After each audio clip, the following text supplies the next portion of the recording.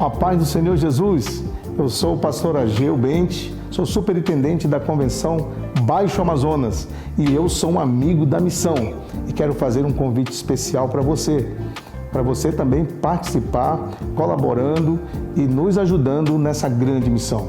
Seja um amigo da missão.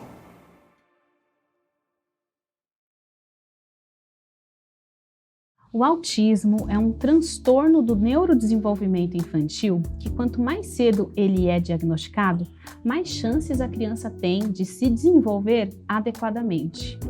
Agora, conseguir o diagnóstico muitas vezes é uma tarefa bem difícil. Vamos conversar sobre isso? Então, vem com a gente até o final.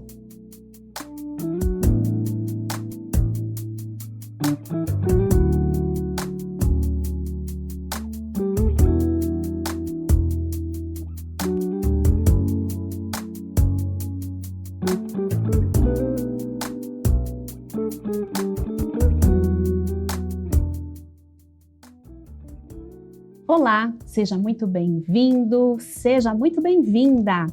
Você está no Inclusão Entrevista. Esse aqui é um quadro da Secretaria de Inclusão junto com a TV Viva Promessa. O nosso desejo, a nossa expectativa é levar até você bastante conhecimento sobre inclusão de pessoas com deficiência. E o que você acha desse tema? Você acha importante a gente falar sobre isso? Que tal fazer parte dessa missão com a gente? Passa lá na página amigosdamissão.org. E nós aqui de novo falando, vem fazer parte dessa missão com a gente, vem nos ajudar a espalhar essa mensagem de inclusão, a ter muitos programas na TV Viva Promessa. E quando você contribui com Amigos da Missão, você também está abençoando projetos missionários e projetos humanitários junto com a Agência Humanitária Promissista. Viu só como é importante? E você pode estar falando assim, mas eu não tenho muita condição financeira de estar ajudando, mas eu gostaria de ajudar também. Então, você pode nos ajudar clicando aí no joinha, compartilhando esse conteúdo no WhatsApp da sua família, nas suas redes sociais. Faz isso, vou te dar um tempinho agora, vai lá. Compartilha. Também você pode conversar com a gente, interagir aí na rede social.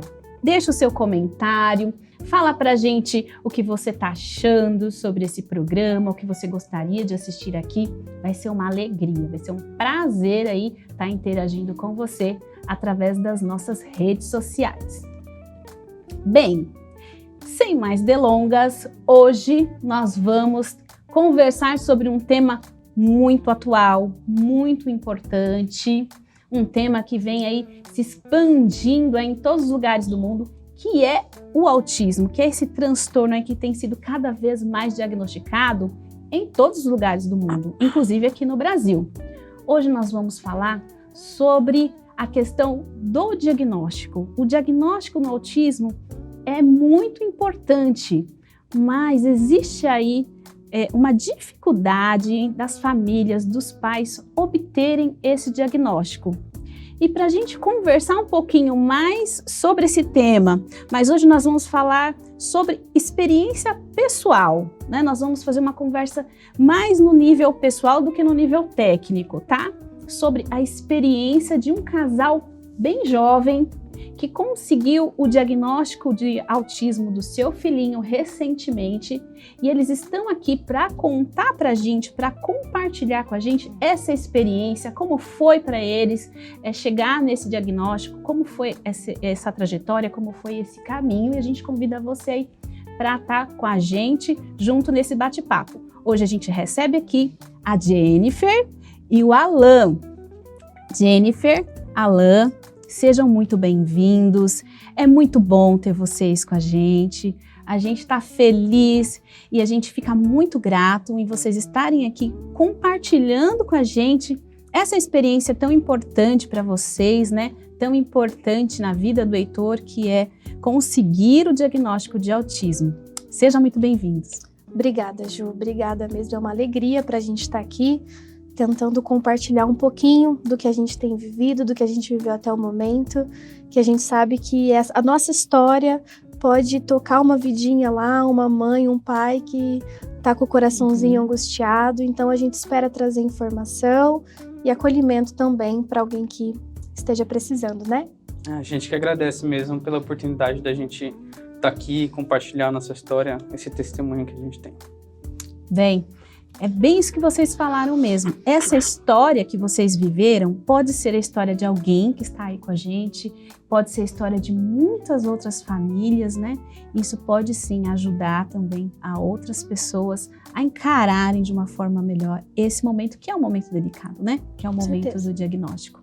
Então, para a gente começar conversando aí para o pessoal, só para vocês conhecerem também um pouquinho a Jennifer e o Alan, eles são casados desde 2013, eles congregam na Igreja Adventista da Promessa lá no bairro de Santana e eles são os pais do Heitor, um gatinho, um molequinho, espoleta aí de 3 anos que a gente não consegue saber com quem parece mais, se é com a mãe ou se é com o pai. A gente, né, ainda está definindo isso, não é verdade? Então, para a gente começar falando de coisa boa que é o Heitor, conta pra gente quando vocês descobriram a gravidez. Vocês ficaram felizes? Vocês haviam desejado? Vocês haviam planejado? Como é que foi esse momento para vocês? Foi uma surpresa.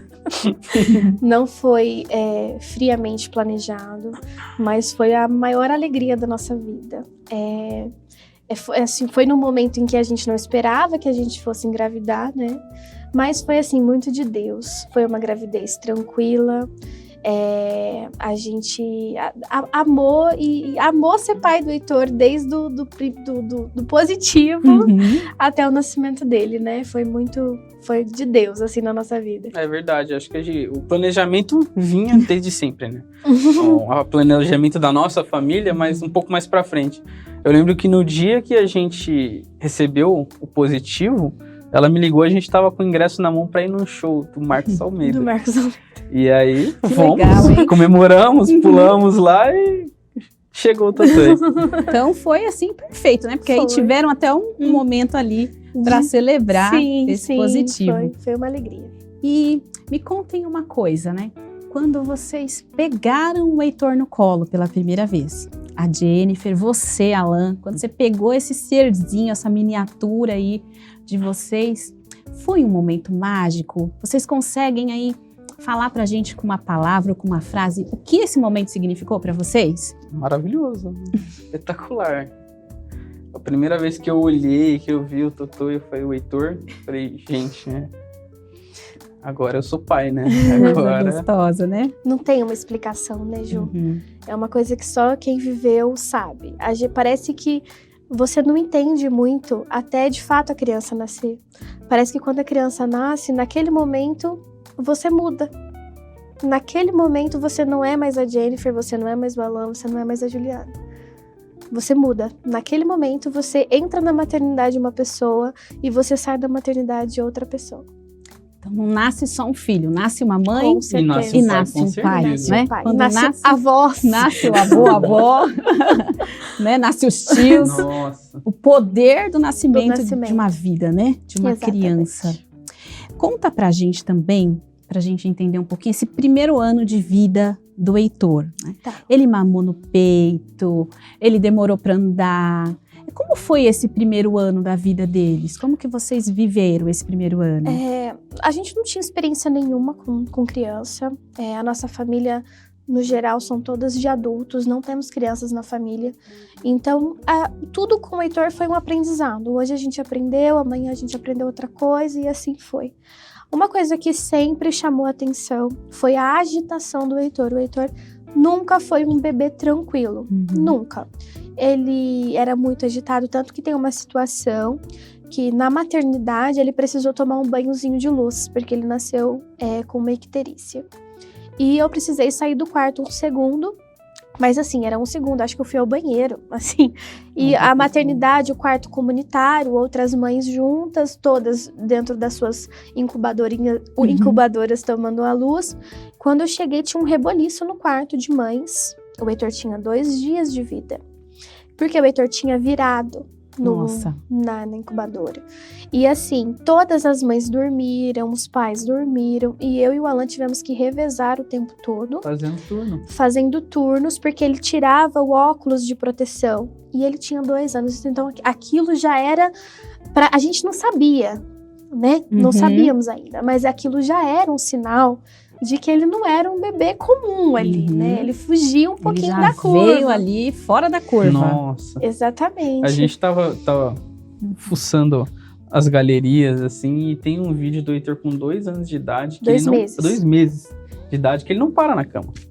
Ele não para. Eu coloquei e fui ver o que ele ia fazer. Porque eu coloquei e cerquei ele de travesseiro na cama e brigou, lutou e engatinhou e foi pra lá e foi pra cá até ele conseguir sair daquele lugarzinho dele, assim. Não foi muito longe, mas, gente, a gente conseguia perceber que outras crianças da idade dele não faziam aquilo, não tinha tanta agitação como ele tinha.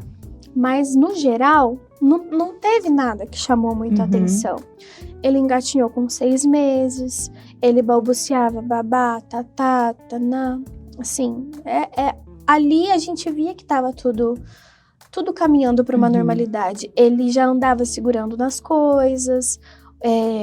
A introdução alimentar do Heitor foi maravilhosa, chamava a atenção das pessoas. Eu sempre gravei, fui te postar no Instagram, eu recebia tanta mensagem.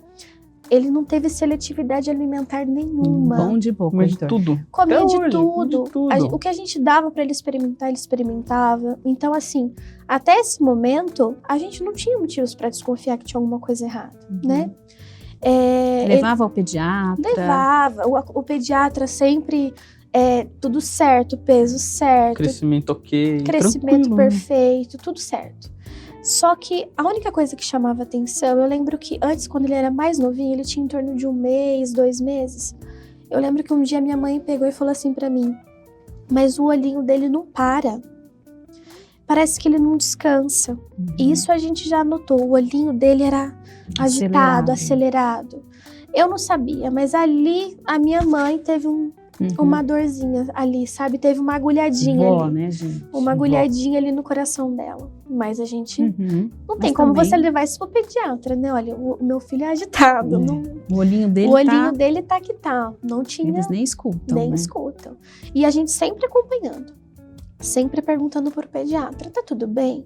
O Alan, ele sempre muito paternalista, ele baixou um aplicativo no celular, né, que as modernidades, que acompanhava as semanas mágicas, que chamavam, que eram os saltos do desenvolvimento, questões que a gente devia acompanhar. E a única coisa que a gente reparava aí é que, assim, a gente vivia um salto, tava perfeito, a gente, nossa, o Heitor tá agitado, não tá dormindo, olhava no aplicativo, ele tava em salto.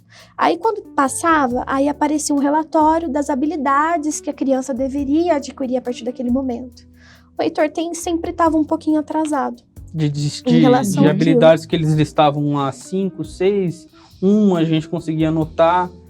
Se observasse bem, entendeu? Então ele estava sempre atrasado em relação a essas habilidades que ele deveria adquirir naquele período ali. Mas era muito sutil, sabe, Ju? Era muito sutil. Nada muito alarmante, né? Nada que a gente pudesse... Aí quando ele começou, por volta de um ano e 1 mês, ele andou perfeitamente. Então ficava andando pela casa, brincando num brinquedinho ali.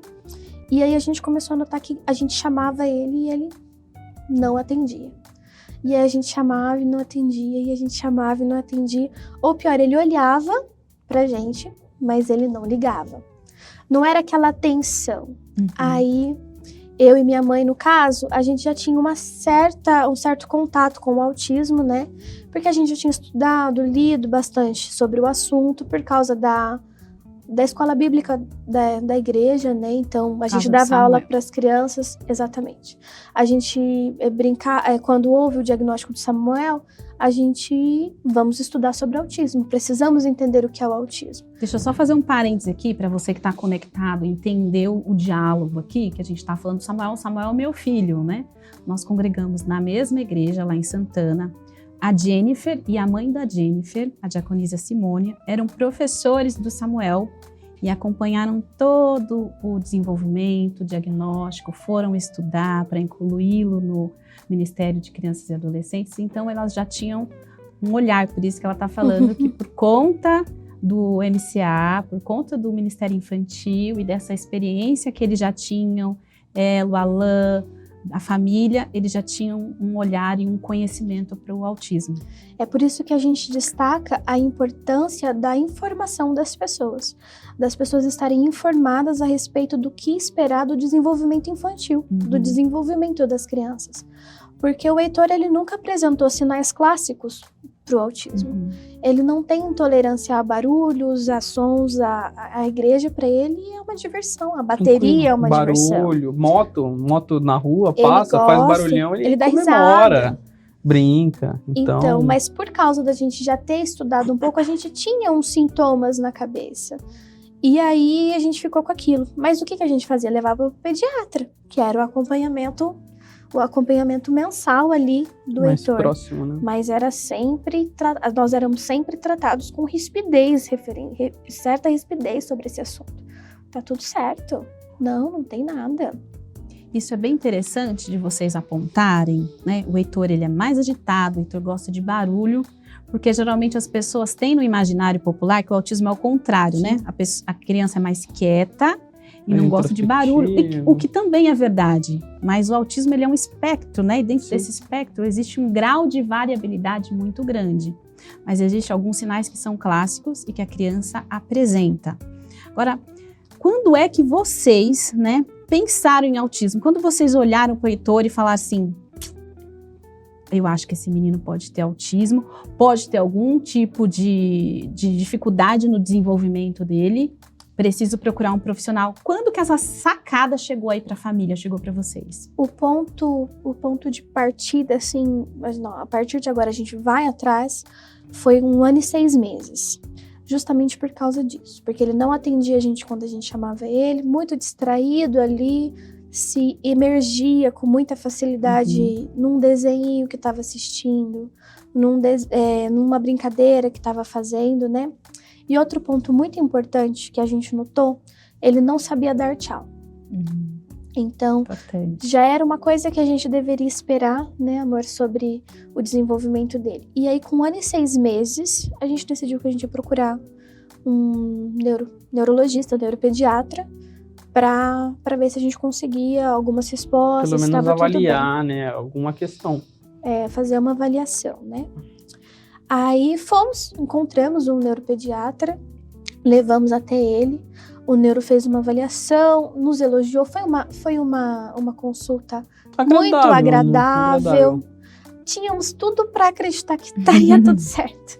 E ele falou, olha, eu acho, pela minha experiência, que tá tudo bem, porque ele tem contato visual, né? O Heitor tinha mesmo um certo contato visual. Então, eu acredito que tá tudo bem, mas vamos avaliar. Encaminhou a gente para uma neuropsicopedagoga. Em outro momento, fomos nesse período, fizemos uma série de avaliações, entrevistas principalmente com a gente, né, com nós dois, e especulando os casos de família. Com o que a gente falou, ela já foi apontando, essa neuropsicopedagoga. Olha, tem chances, né, amor? Principalmente porque o Alan tem casos na família, né, eu tenho meu bem? Um primo diagnosticado com TEA, né? Há um tempo, ele foi diagnosticado com 4 anos. Hoje já nasceu mais um primo nosso, filho de uma prima minha que também já foi diagnosticado com TEA. Então a gente tem algum quadro ali próximo à família. E aí ela já foi apontando, não, tem a possibilidade, vamos avaliar. Fizemos todas as entrevistas e os testes, né? O Heitor passou por uma semana ali, uns 4 ou 5 dias, de quase testes. 5 sessões, fazendo teste com ela. E aí eu lembro, né, que na devolutiva o Alan não pôde ir por causa do trabalho, foi eu com a minha mãe. E na devolutiva lá ela pegou, eu não esqueço dessa frase, ela falou assim pra mim, Jennifer, esse foi o dinheiro mais fácil que eu ganhei na minha vida. Porque nós tivemos que pagar tudo isso, né? E não foi tão barato, não, porque essa é uma outra realidade no Brasil. Sempre caro, né? No SUS, sem condições, né? Pelo sistema de saúde, a gente não conseguiu nada mesmo. Ainda mais por estarmos em pandemia na época, né? Os atendimentos estavam todos cancelados, a gente não podia esperar, porque aquela luz no nosso coração, ela já estava pulsando. Cada dia mais Não latente. dava para esperar mais, Só né? que, Ju, Já era uma o que urgência. a gente queria ouvir? Nós queríamos ouvir isso dela. É isso que nós queríamos, que o Heitor estivesse bem. E aí, quando ela falou pra gente, o Heitor está bem, não é autismo, é qualquer coisa menos autismo, a gente falou, uau, ufa, né? E fomos, não, beleza, não é autismo, então, mas o que que é? Porque tem alguma coisa errada. Com 1 ano e 6 meses, 1 ano e 7, quando passamos por esse processo, Não falava nada, né? ele não falava. E aí, mas ele não fala, né? Então por que ele tá com esse atrasinho na fala? Que aí já tava apontando mais coisas. Não era mais só o não olhar. Não era mais só o não dar tchau. Não era só mais agitação, né? Ele já deveria estar balbuciando algumas palavrinhas. Aí ela falou pra gente que era um atraso na fala. Só que hoje a gente sabe que atraso na fala não é diagnóstico, é queixa, né? Então... Não é um fator, Não né? é, né? Não é. É um sinal, mas não é um Exatamente. E aí a gente ficou com o diagnóstico de que não era autismo e que a gente deveria levar ele numa fonoaudióloga, que dentro de 6 meses o Heitor estaria falando tudo, agindo tudo normal. Teria alcançado a faixa etária dele, né? Também pelo fato da pandemia, era uma desculpa que os pediatras davam. Ele não teve contato. Vocês ficaram isolados. A gente ouviu muitas vezes essa situação que depois da pandemia vai vir uma síndrome pós-pandemia. Pós-pandêmica. Pós-pandemia, que existia um gap muito grande, que as crianças não estavam interagindo, não estavam interagindo na escola. E a gente Aumento de ficou telas. bastante isolado mesmo, por conta da pandemia. Mas que a é gente. verdade. O que é verdade. Mas existe um desenvolvimento esperado, existe uma questão. A gente ouvia bastante que eu era uma criança bem agitada, né? Nossa, isso foi uma Sofri problemática até enorme. alguns acidentes até, quando eu era criança, porque eu não parava quieto. Então mas puxou o pai. Poderia ser uma explicação, ele puxou não é? o pai, Que acalma o coração da muito gente. Provavelmente. Puxou o pai, é a Tranquilo, pandemia. daqui a pouco ele se desenvolve, tá, vamos indo. Mas, assim, a gente sempre com alguma coisa. Sempre com alguma coisa. questãozinha ali no coração que não deixava, principalmente ela, sossegada. Eu não dormia. Eu ficava assim, meu Deus, mostra pra mim. Se for, me mostra. As coisas não funcionam assim, né? A gente tem que ir atrás, tem que buscar.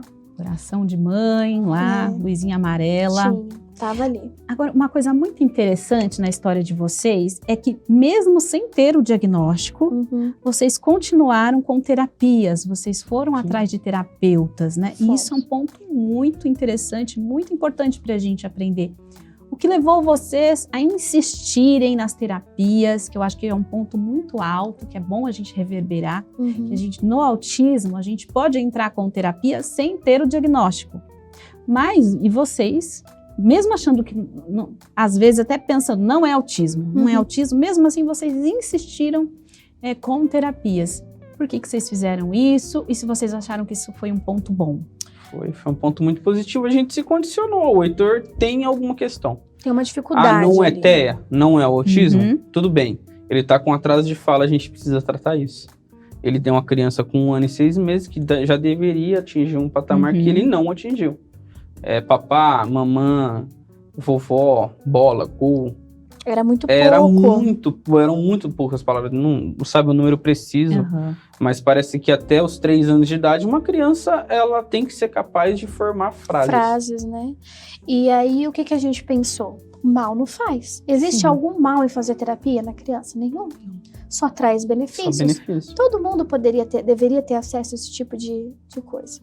Só que, por causa dos valores que são cobrados por o que faz sentido o profissional cobrar isso, porque é muito estudo que envolve, o SUS não cobre, porque na maioria das vezes, para SUS não te encaminha para uma fono antes da criança completar 3 anos. Entendeu? Porque só depois de 3 anos que é um atraso. Isso a gente sabe que não é uma verdade. Então, a gente procurou. Esse é outro ponto muito importante que eu acho que os pais têm que tomar cuidado, que talvez foi uma cautela que a gente não teve, de procurar profissionais de fato bons. De fato, se tiver que investir um valor, investe menos num melhor do que mais num não tão bom, não tão qualificado. Porque a gente teve experiências horríveis, a princípio com uma profissional que a gente percebeu que não ia conseguir atender o Heitor. E aí a gente perdeu 2 meses nessa busca.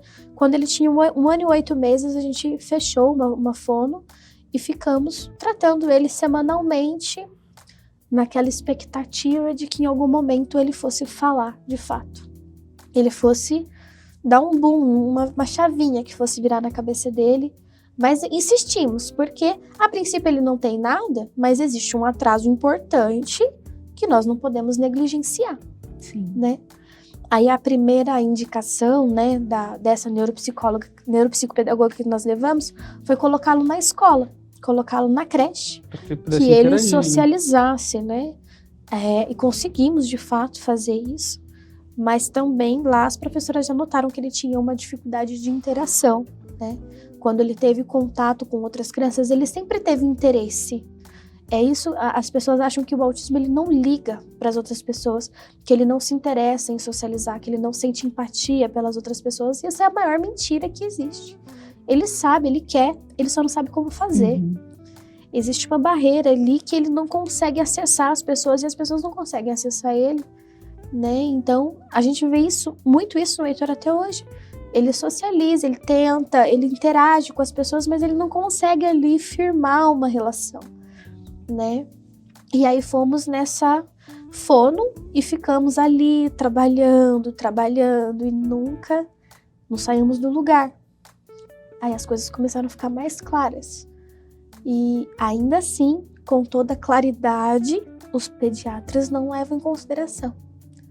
Então a gente tem uma máxima de que ter o diagnóstico para autismo no Brasil hoje é ir contra todo mundo, inclusive aos médicos. Muitos deles, infelizmente, né? Muitos deles, assim, é a maioria. Porque não encontramos até hoje, agora que nós encontramos com o laudo, uma pediatra que começou a viabilizar melhor e começou a tentar, a perguntar sobre o desenvolvimento dele, mas é muito irrisório também, né? Não tem essa sensibilidade dos médicos em relação ao diagnóstico que poderia ter sido feito muito antes, né? Olha só que importante isso que vocês estão trazendo aqui pra gente, né? E era até uma pergunta que eu ia fazer, mas vocês já estão respondendo e vocês fiquem à vontade para complementar. Mas pelo que eu compreendi, vocês insistiram com as terapias, fizeram muito bem, porque se a criança tem um déficit, você estava tentando aí suplementar, estimular para que ela se desenvolvesse. Procurou profissionais, foi no pediatra, foi no neuropediatra, e mesmo assim, esse diagnóstico foi moroso. Ele poderia ter vindo antes, né? Sim. E aí, vocês acreditam que essa morosidade tem a ver com os profissionais que não 100%. consideraram autismo na vida da criança, que a gente está cansado de falar, de repetir, de ouvir, que ele aparece até os 3 anos de idade, né? Mas vocês acham que foi basicamente os profissionais Com que certeza. vocês procuraram, que não conseguiam ter Com essa qualificação, esse discernimento. Com certeza. Nós estávamos apontando, mas parece que existe um rótulo nos profissionais para que todo autista tem que se encaixar dentro daquele rótulo, caber naquele potinho de transtornos, de características. Se não for... mas se ele fala, se ele tem carinho por você, então ele não é autista. Se ele tá no seu colo, ele não é autista. Se ele não tem problema com seletividade alimentar, então ele não é autista. E a gente sabe hoje que isso não é mentira. Parece que existe um estereótipo, né? Um autista clássico. Então, se ele não atende aquele estereótipo ali, ele não é autista. E a gente consegue perceber hoje, porque foi até esclarecido pra gente, né? Quando a gente recebeu o diagnóstico, o médico olhou pra nossa cara, quando a gente sentou e olhou pra gente e fez a seguinte pergunta: quando foi que vocês perceberam que o Heitor é autista? A gente não falou pra ele que o Heitor era autista. Ele chegou no Heitor, brincou, procurou, depois de alguns 15 segundos, o Heitor olhou pra cara dele e falou, então você me viu, né? Nos direcionou pra sala e perguntou, quando que vocês perceberam que o Heitor é autista? Talvez um cuidado, um tato maior, no sentido de saber, de ter o conhecimento que não existe um autista clássico, né? Não existe um estereótipo. Como a gente já disse, o Heitor come super bem, não tem seletividade alimentar, ainda não enfrentamos isso. O Heitor é uma criança que adora barulho, adora música, super musical. Tá cantando pela sala o dia inteiro. Ele anda na pontinha dos pés, eu também andava, é o que eu escuto. Então, tem toda essa situação, ter a sensibilidade de que não existe um autista clássico, né? É importante observar o todo. Não adianta se apegar a um sintoma só ou a uma característica que ele tenha ou que ele não tenha para classificar a criança como autista, né? Mas até a gente chegar nesse médico demorou, Bastante. né? Demorou. Nós tivemos que, de novo, continuar remando contra os próprios profissionais que estavam atendendo ele. Porque a gente estava com uma fono, por exemplo, que até hoje eu acho que ela não entendeu que o Heitor é autista, entendeu? Nós tivemos que trocar, porque se o profissional não aceita que a criança tem uma condição, ele não consegue acessar a criança, ele não consegue tratar a criança, não importa quão bom ele seja, né? E aí, mas foi essa fono que nos falou que talvez a agitação dele estivesse um pouco fora do comum e nós deveríamos ir para uma terapeuta ocupacional. E aí fomos. Foi há uns 6 meses atrás, acho que foi no final do ano passado. Foi dezembro. Dezembro do ano passado que a gente conseguiu chegar nessa terapeuta ocupacional. E aí ela começou a fazer um tratamento que chama terapia ocupacional de Aires, que é sobre o transtorno do processamento sensorial, que ela já identificou no Heitor, que basicamente é uma questão que a maioria dos autistas tem, que é uma questão sensorial. O do Heitor, o que era? Ele é estabanado, ele caía muito, ele não conseguia subir escadas ainda. E a gente sabia que isso também poderia ser uma questão ali que tivesse atrasando ele, né? E aí ela já começou a tratar ele dentro do transtorno do processamento sensorial, né? Do autismo. E aí a gente já começou a ver uma mudança nele. O tratamento certo para o diagnóstico certo começou a fazer diferença nele. E essa diferença foi vista, assim, a olhos nus. Sobre ele começou a prestar atenção na gente, ele começou a olhar pra gente. Ontem mesmo a gente teve uma experiência, a gente saiu para dar uma voltinha com ele na rua. De repente ele pegava, colocava a mão assim no rosto do Alan. Aí vinha e colocava a mão no meu rosto, via que era diferente, via que um tinha barba, outro não tinha. E ficou ali meio encantado com aquilo. Isso é uma coisa que a gente não via antes sem a terapia. Nossa, que interessante isso, Jennifer. Olha o que eles estão falando, né? O diagnóstico certo, o olhar certo do profissional leva à intervenção certa que traz o resultado. Né? Então, quando você está lá, às vezes mascarando o diagnóstico, às vezes nós pais fazemos isso, né? A gente quer fugir de um diagnóstico, seja autismo, seja ele qual for. Enquanto a gente mascara, a gente não consegue dar o tratamento adequado. É como se a gente não estivesse dando o remédio certo para a condição certa. Sim. Exatamente. Né? Então não dá para a gente trabalhar hepatite com dipirona, vamos dizer assim. Então a gente precisa para o autismo também trazer a terapia correta. E aí, uma curiosidade que me surgiu é que vocês foram num profissional que já teve uma abordagem diferente desde o começo, né? Sim. Esse profissional era um médico, porque ele deu um diagnóstico. Assim, qual era a especialidade dele? Qual era a diferença dele para o outro médico que vocês foram? Né? O que vocês encontraram nesse profissional que o outro não tinha? Porque os dois são médicos. Os dois poderiam ter tido esse olhar clínico, porque, se eu não me engano, a especialidade acho que era a mesma, não é? Mesma. Sim, era Então, mesmo. só ressalta pra gente qual foi esse especialista que vocês foram e o que você viu nesse segundo médico, né, que chamou sua atenção, que trouxe confiabilidade e que vocês perceberam que ali o diagnóstico estava fechado. Então, nesse momento, o Heitor já estava com 2 anos e meio, 2 anos e 6, por aí.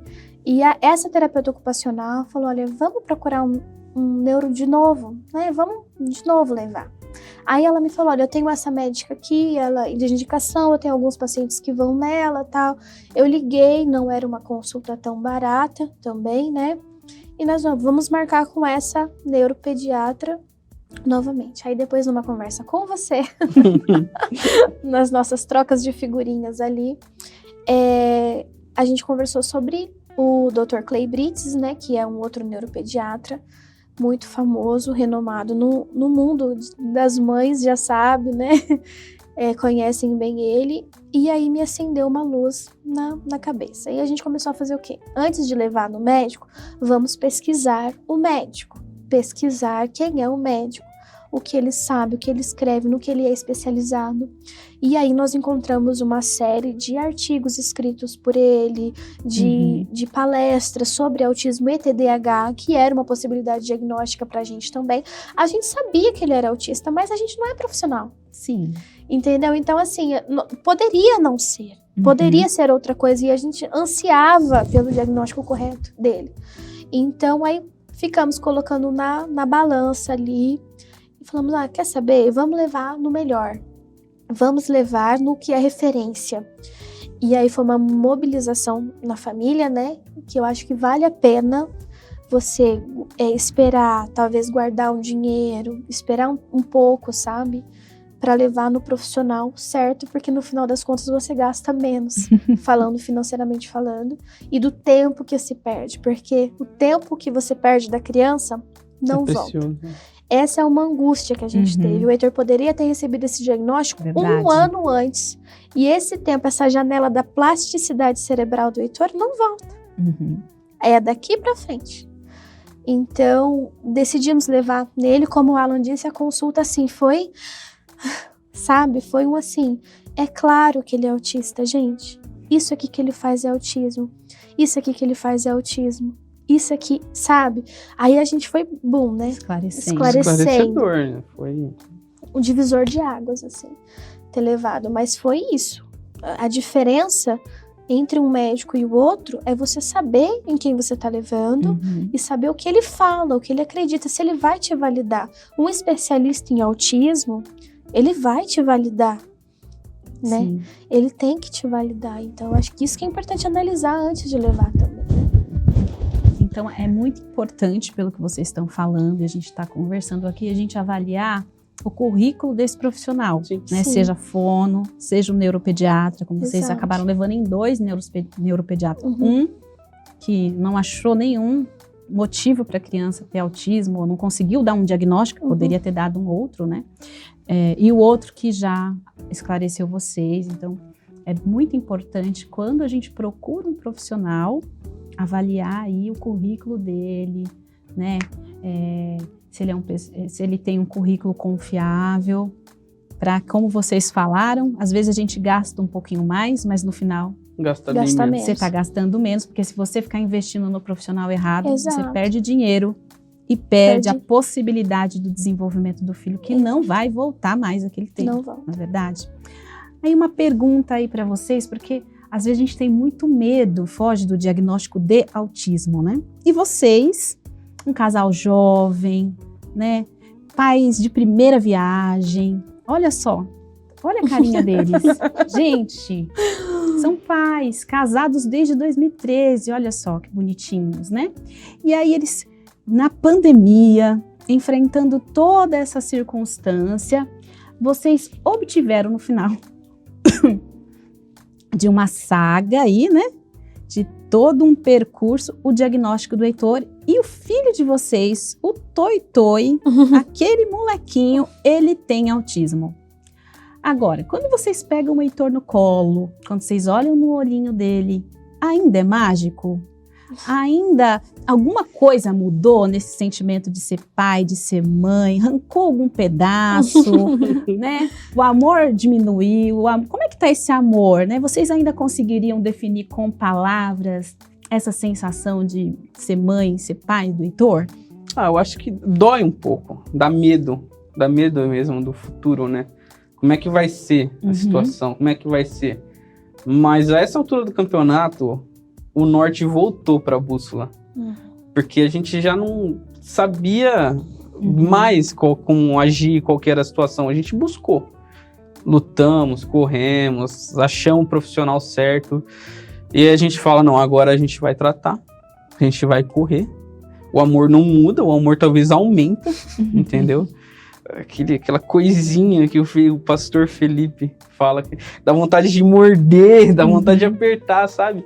É todo dia que a gente acorda é o mesmo sentimento, é o mesmo amor, e a gente se veste de uma armadura depois disso, fala, não, a gente vai pra luta, a gente vai vencer, e a gente vai correr com a ajuda de Deus, com a graça de Deus, é luta, como sempre foi. Eu acho que não é fácil, Ju.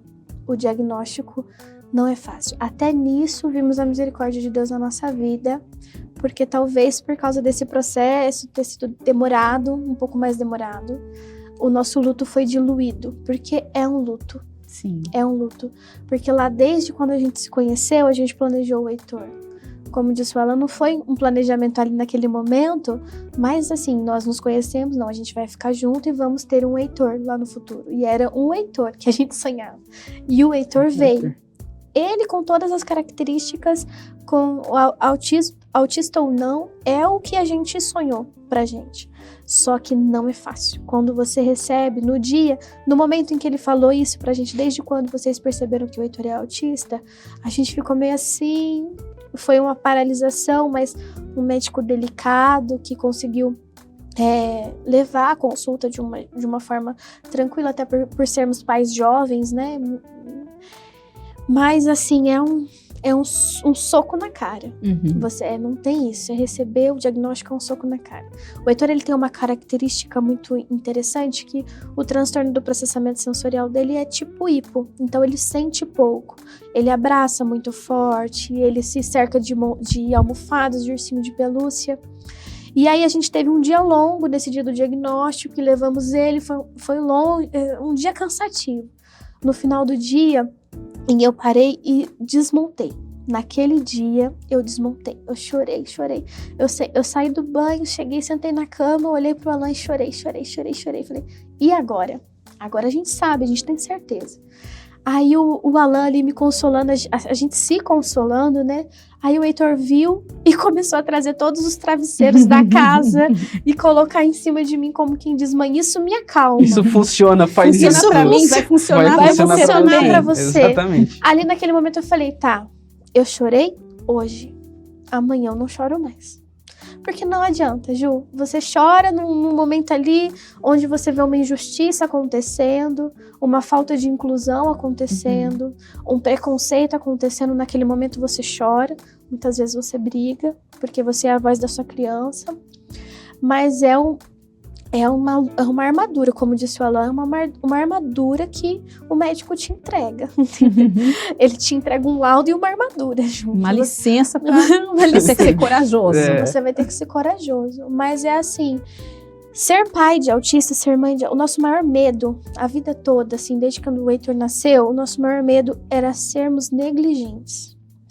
Porque enquanto você tá ali sofrendo com o seu sentimento sobre ter um filho com determinado diagnóstico, a criança está precisando de intervenção. E é você que decide qual vai ser esse futuro. Se você vai ficar se enganando, falando que não tem nada, porque eu não quero lidar com essa situação, porque eu não quero ter um filho deficiente, eu não quero aceitar que eu tenho um filho deficiente, porque o autismo, muitas vezes, se você fingir que ele não existe, quem vai sofrer vai ser a pessoa ali, ela dentro dela. Eu não quero passar esse sofrimento. Então, se você vestir essa máscara, quem vai sofrer vai ser seu filho. E esse sempre foi o nosso maior medo. Estamos notando uma coisinha aqui, então vamos, né... Vamos atrás, porque a gente não queria ser negligente. Não vamos omitir. Mas, em contrapartida, assim, ser mãe de autista, você sabe como é? É você comemorar por ele conseguir jogar um papel no lixo ali. Porque você sabe que essa é a porta de entrada pro futuro dele. Então, o amor dele muda sim. Ele muda. Não no momento que a gente teve a certeza, mudou. Mudou porque ele falou, não, agora é nós três para sempre. Então, vamos embora. Daqui para frente é só para frente. que muito bonito isso que vocês estão falando, essa ideia de sair do filho que você idealizou para o filho, o Heitor real, né? Exato. E aí, com certeza, esse Heitor real aí vai abrir um novo caminho aí para que vocês trilhem os 3 juntos. A gente já está quase terminando essa conversa que com certeza está sendo muito construtiva para mim, para você que está aí conectado com a gente. Tenho certeza que está falando aí no seu coração. E assim, qual é o papel da família e da igreja? Né? A gente percebe como vocês são resilientes, contrariando aí um monte de estatísticas, vocês conseguiram o diagnóstico mais cedo, que no Brasil a gente sabe que demora mais, né? Com 7, com 8, com 9, com 11 anos, né? Que consegue, infelizmente. Mas ainda com essa morosidade vocês conseguiram. A fase do luto, vocês também passaram assim de uma forma mais acelerada do que o comum. Então vocês conseguiram. Com certeza isso é algo de Deus, né? Na vida de vocês, é o trabalhar de Deus. Mas tem a igreja, tem a família, e qual é o papel deles? Vocês entendem, né, que eles têm algum papel nessa estrutura de vocês? Nesse comportamento de vocês, nessa forma de lidar? Com certeza, com certeza. A validação da família em relação às nossas desconfianças foram, assim, de suma importância pra gente. Nós não chegamos a ouvir, os meus pais, por exemplo, eles participaram ativamente, né, desse processo. Tanto o apoio para ajudar a gente até, levar até médico, financeiro, enfim, foi uma ajuda absurda, tem sido até hoje uma ajuda absurda.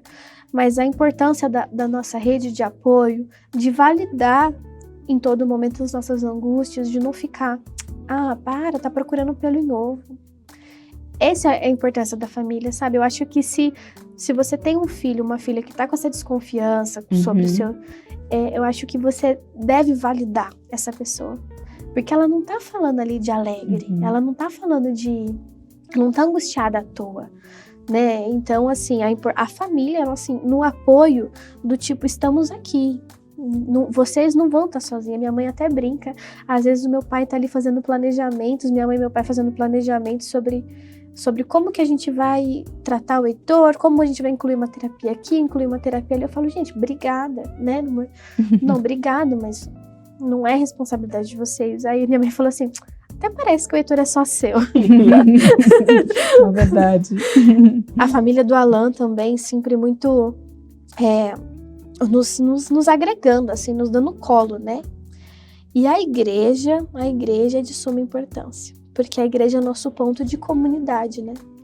É o nosso ponto de comunidade. Então, na igreja os irmãos, eles não têm muito o que fazer. Mas eles nos recebem e amam o Heitor de uma forma que acalenta nosso coração, né? Eles brincam com o Heitor e conversam com o Heitor e nos acolhem e perguntam pra gente como tá, né? Como tem sido esse processo. É uma rede, ali é um muro atrás da gente, né? A família e a igreja é ali um muro. A gente vai andando, eles constroem um muro. Daqui você não passa. Daqui você não volta. A gente anda mais um pouco, eles constroem um muro de novo. E assim vai. É importante. A importância da comunidade é enorme. Enorme. Eu acho que é isso. Ela falou tudo mesmo. Não tem muito o que incrementar. O apoio que a gente teve da família mesmo, muito importante. Foi muito importante mesmo no sentido de validar mesmo. Acho que é isso. Foi no sentido de entender que a gente não estava procurando pelo em ovo mesmo, de que existia alguma questão e graças a Deus hoje a gente consegue ir atrás, tem as respostas. Vamos procurar e achar muitas ainda para frente. Mas foi isso. Uma atitude sábia, né? Que é melhor pecar pelo excesso nesse sentido do que pela falta. E olha como o papel da família, o papel da igreja é fundamental. Olha que diferença que fez na vida desse casal, na vida dessa família, na vida desse molequinho, do Toitoi, né? Que com certeza a gente ainda vai ver muitas coisas aí pra frente no desenvolvimento dele. Agora, nós estamos chegando ao final dessa entrevista. Eu gostaria de fazer uma pergunta para vocês, que não é bem uma pergunta, né? Eu gostaria de pedir para Jennifer pedir para o Alan, a Jennifer pensando nas mamães, o Alan pensando nos papais, né? Que vocês deixem uma mensagem, uma palavra para uma mãe que de repente tá olhando o filho e tá vendo que tem uma coisa que não tá desregulado ali, que tá meio fora da curva, né? Às vezes a gente não quer olhar, fecha o olho, finge que não tá vendo, né? Ou de repente tá tentando procurar um diagnóstico, ou ainda acabou de receber, ou tá dilacerado, né? Jennifer, qual uma palavra para essas mães, uma palavra para os pais, Alan? Os pais costumam se furtar muito dessa vida, né? De estar junto com a mãe. Às vezes o pai foge mais, né, de encarar o diagnóstico. Deixa uma palavra para os pais também, por favor. Eu acho que é importante a gente fazer o que a Jennifer falou ali atrás, é não negligenciar. A gente costuma muito, a vida ela é dura, né? E a gente precisa chegar em casa e a gente precisa cuidar da família, a gente precisa cuidar das crianças e é não deixar com que as questões do mundo, as questões do trabalho, de ter que sustentar, somos homens, né? A gente, é a nossa função, Sim. Mas é não negligenciar a família. É importante a gente estar presente, é importante a gente conversar sobre, é importante a gente olhar para a criança, olhar também para a esposa, entender o que está acontecendo, o que está faltando, o que a gente pode melhorar, o que a gente pode fazer para contribuir mesmo, para contribuir com toda essa situação. Porque o nosso maior medo sempre foi não negligenciar a educação, a criação e até o diagnóstico do Heitor. Então é isso, acho que é isso que eu considero mais importante. E a minha mensagem para as mães não tenha medo. Coragem. Tudo passa. A aflição do diagnóstico passa, a angústia passa, e o que fica é seu filho. É você e seu filho. Então, se tem uma luz de emergência ali, acesa, sabe aquela história de que mãe sempre sabe? Mãe sempre sabe. Tem uma luz de emergência, não sossega. Não importam quantos médicos, ou quantas pessoas, ou quantos especialistas de internet, ou quantos vizinhos, amigos, não importam quantas pessoas digam pra você que tá tudo bem, que fulano falou com 5 anos. Mas isso é muito comum. Hoje tudo é autismo. Hoje tudo é autismo. Não sossega. Não sossega. Tem muita coisa que a gente pode fazer em casa. Tem muita estimulação que a gente pode fazer em casa. Estuda, sabe? Hoje a gente tem acesso a uma gama de informação muito grande. É uma vantagem enorme da nossa época. Somos jovens, né? Você nem precisa ser tão jovem para isso. E não sossega enquanto teu coração não estiver em paz, sabe? Porque é isso que vai fazer a diferença na vida da criança e na tua vida também. Então, assim, é coragem, enfrenta seu medo, respira fundo, chora o que tiver que chorar, respira de novo e vai. Porque aqui é o nosso futuro, é o futuro da nossa família, o futuro do nosso filho. E o que a gente vai fazer aqui, a coragem que a gente tiver aqui, é o que vai, a resposta no futuro dele. É a felicidade dos nossos filhos. E assim, Deus, Ele é conosco em todos os momentos. Em todos os momentos. Muitas vezes eu me questiono e pergunto a Deus por quê? Porque a gente sabe que não é fácil.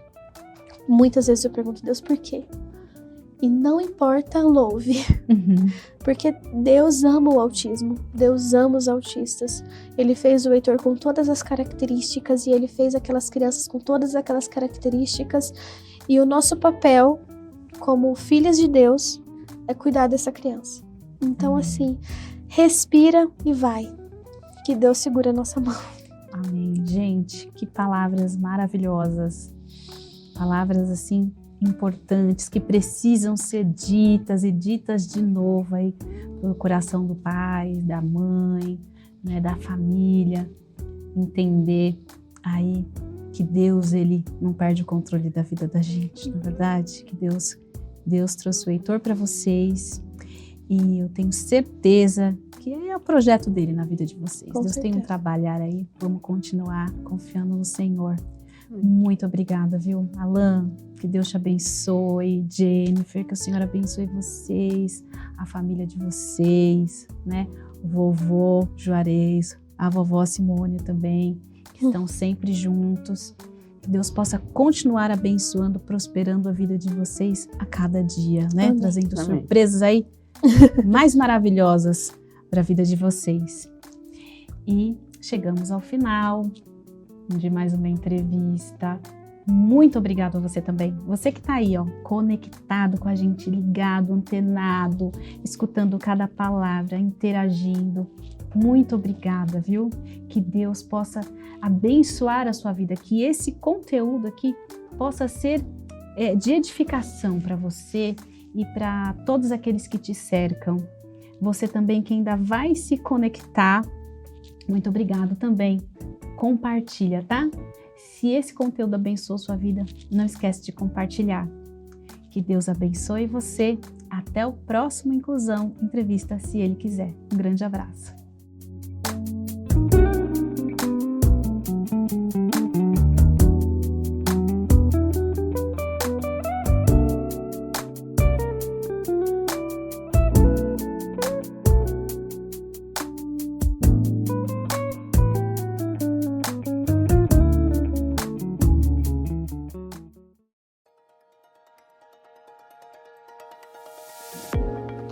Você gosta de ler bons livros?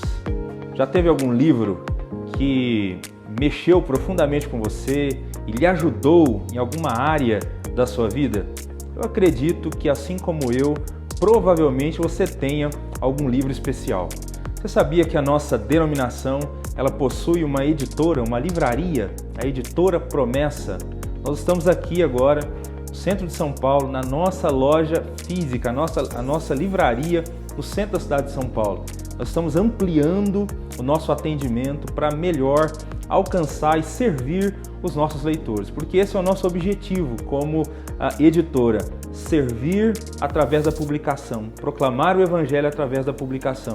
Então conheça a nossa loja física, nós estamos trabalhando para ampliar também o nosso catálogo, o número de lançamentos, há novos livros aí sendo programados para os próximos meses, estamos trabalhando também para melhorar o nosso espaço onde a gente guarda o livro, os nossos estoques. Então conheça a nossa livraria física, conheça também a nossa livraria virtual, editorapromessa.com.br. Acesse esse site, conheça os nossos lançamentos, conheça o material que a gente tem à disposição para abençoar a sua vida e a vida da sua família.